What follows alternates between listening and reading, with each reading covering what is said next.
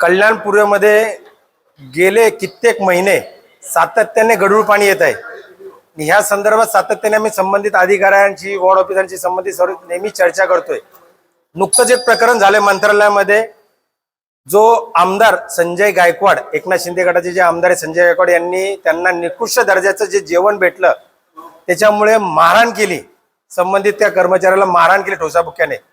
आम्ही फक्त प्रेमाने या त्यांच्या स्टाईलमध्ये आलेलो आहे की बाबा जर असं नाही, सत्ताधारी त्यांचं प्रशासन तसं ऐकत असेल तर आम्ही त्यांच्याच पद्धतीमध्ये आलेलो आहे, त्यांच्या स्टाईलमध्ये आलेलो आहे, त्यांच्याच रूपरेषामध्ये वेशभूषामध्ये आलेलो आहे की आम्हाला आत्ता तरी नागरिकांना, आमच्या कल्याणकर नागरिकांना स्वच्छ पाणी मिळावं आणि न्याय मिळावा, जेणेकरून हा एक आयुष्याची खेळण्याचा प्रयत्न आहे। त्यांचेच नगरसेवक सातत्याने हे नदीवर वारंवार उपोषण करत आहेत, आंदोलन करत आहेत, पण आज शेवटी आम्हाला त्यांना त्यांच्याच भाषेत, आम्ही त्यांच्याच वेशरूपामध्ये येऊन आम्हाला कुठेतरी न्याय मागावा लागत आहे।